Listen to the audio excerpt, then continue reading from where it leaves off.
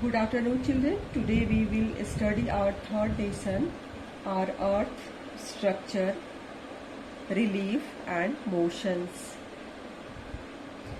It means our earth structure. It means structure means shape and size. Relief means weathers, mountains, plateaus. ये सब किस में आता है? रिलीफ में. And motions. Motions means movement. Next one is globe. A globe is a model of earth और earth which is not perfectly round in shape. The earth is spherical in shape like an orange. Globe earth का एक model है जिसका shape perfect नहीं है. इसका shape perfect नहीं है और ये इसका शेप कैसा है चिल्ड्रन? एस्फेरिकल शेप, लाइक जैसे कि ऑरेंज की शेप में ये है. This is globe. चिल्ड्रन ये आप लोग के घर में ये होगा, आप लोग इसको देखोगे. When we observe a globe we notice that the earth is round in shape but it is slightly flattened and both the poles, the north pole and the south pole. जब हम लोग ग्लोब को देखते हैं तो notice करते हैं इसका शेप कैसा है? राउंड है. लेकिन ऐसा नहीं है. ये कैसा है? स्लाइटली फ्लैटेंड है. मीन्स यहां से यहां देखो, ये दिख रहा है ना, इसी को कहते हैं स्लाइटली फ्लैटेंड. और इसका ये दोनों पोल्स है, north pole and south pole. Okay. Now next one is structure of the earth. According to the scientist the earth is a planet, a part of the sun which cool down over millions of years ago. Only the outer upper surface of the earth is hard and uneven. The interior of the earth is still very hot, molten and gaseous. There are three layers of earth. They are crust, mantle and core. Scientist के अनुसार अर्थ क्या था? एक planet था और ये सन का एक पार्ट था जो पहले कूल डाउन हो चुका था. और लेकिन अभी क्या है? कोर, अर्थ का एक सबसे इंटीरियर पार्ट है कोर, जो अभी भी बहुत गर्म है. Okay. Now first one is the crust of the earth.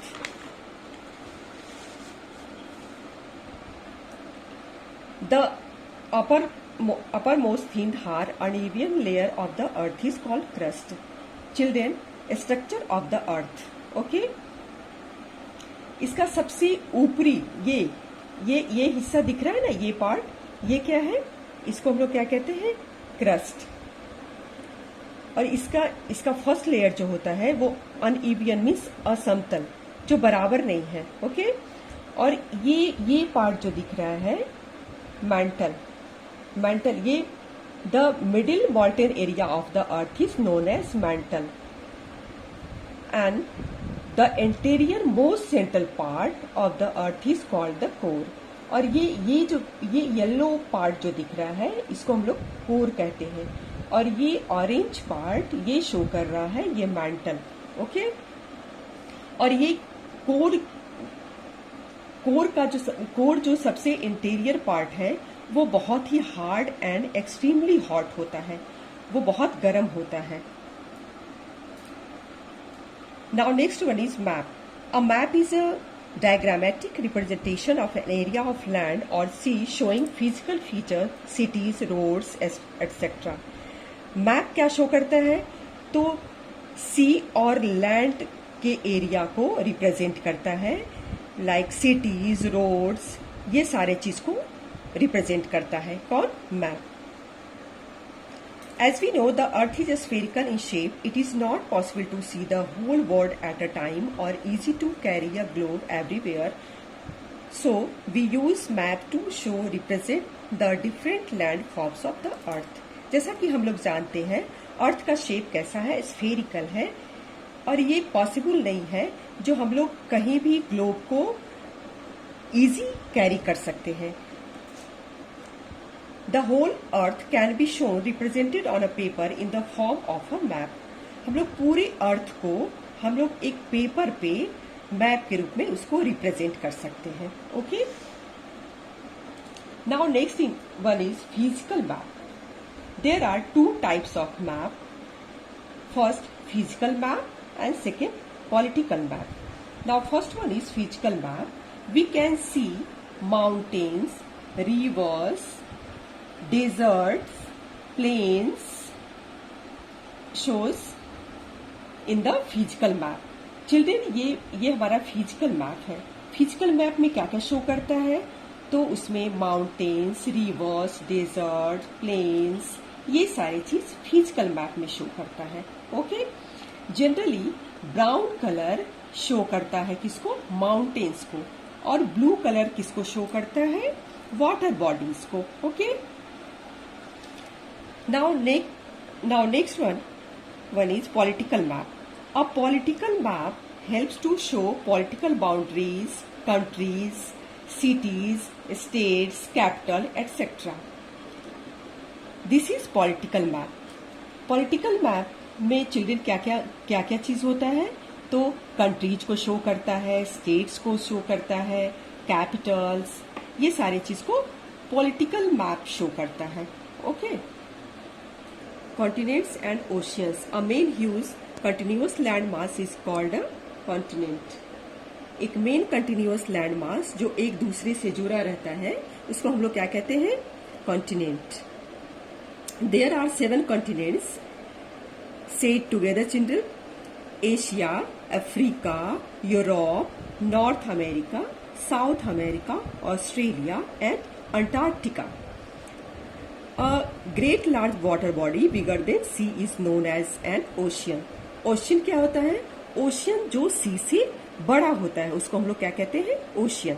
There are 5 oceans. Pacific oceans, Atlantic oceans, Indian ocean, Arctic ocean and Antarctic और southern oceans.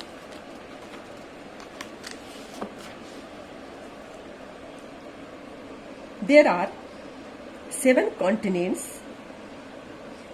First, Asia. Asia is the largest continent. Second, Europe. Third, Africa.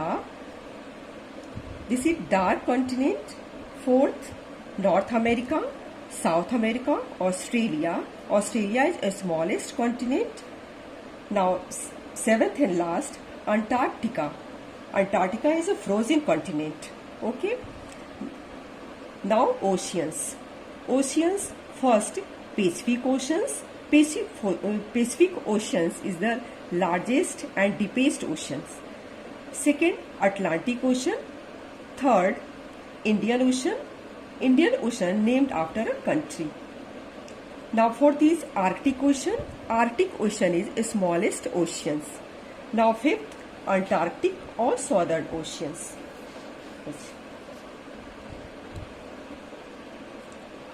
Island. An isolated piece of land surrounded by water is called an island. For example, एक isolated piece जो पानी से चारों तरफ से घिरा हुआ रहता है उसको हम लोग क्या कहते हैं चिल्ड्रन? आइलैंड. और इसका example like Greenland. Now next, और Lakshadweep island and Andaman and Nicobar Island. Okay. Directions. There are 4 main cardinal points or main directions: east, west, north and south in the map. The topmost part of a map is always the north direction. This is a direction of cardinal points. The main direction: east, west, north and south. Magnetic compass. The magnetic compass looks like a watch. The needle of the magnetic compass always points towards the north, so one can easily guess other direction too. Magnetic compass देखने में बिल्कुल watch की तरह होता है और इसका एक ही निडल होता है जो कि ये ऑलवेज पॉइंट्स करता है किधर? नॉर्थ डायरेक्शन की तरफ. और वेस्ट, इससे हम लोग और डायरेक्शन के बारे में इससे पता चलता है. और इसका जनरली यूज्ड पायलट्स और सेलर्स लोग करते हैं. पायलट्स मीन्स जो प्लेन वगैरह उड़ाते हैं, और सेलर्स क्या करते हैं, जो शिप वगैरह चलाते हैं. Okay. Motion of the earth. The earth is, there are two types of motions. Children, I taught this chapter rotation and revolution. मैंने चिल्ड्रन प्रीवियस क्लास में रोटेशन और रिवॉल्यूशन के बारे में पढ़ा चुकी हूँ. There are two types of motions. First rotation and second revolution. Rotation of the earth rotates like a top on its own axis from the west to the east in about 24 hours. पृथ्वी अपने ही axis पे 24 hours घूमते रहती है. उसी को हम लोग क्या कहते हैं, rotation of the earth. Now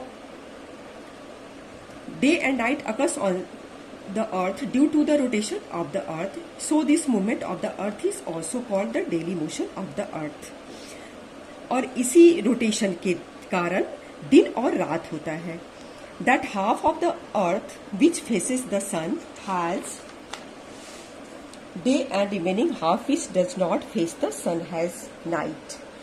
जब सन की तरफ जब अर्थ होता है तो दिन होता है, और जब उसका रिमेनिंग हाफ, उसका आधा पार्ट जब सन की तरफ नहीं होता है तो उससे क्या होता है चिल्ड्रन, नाइट होता है. Revolution of the earth. The revolution of the earth is the movement of the earth around the sun and orbit elliptical path in 1 year. Revolution means जब अर्थ सन के चारों तरफ अपने ही ऑर्बिट में जब घूमती है, उसको हम लोग क्या कहते हैं, रिवॉल्व करती है, और वो अपना पूरा समय 365 डेज लगाती है. उसको हम लोग क्या कहते हैं, revolution of the earth. This movement of the earth is also called the annual motion of the अर्थ. इसको हम लोग एनुअल मोशन भी कहते हैं. It causes changes in season on the earth. और इसी के कारण अर्थ पे क्या होता है, सीजन चेंज होता है. This is revolution of the earth, annual movement. ये सन के चारों ओर पृथ्वी क्या करती है, रिवॉल्व करती है. इसी के कारण क्या होता है, सीजन चेंज होता है children. Okay. This chapter is completed now. See you in the next class. Okay. Take care. Bye.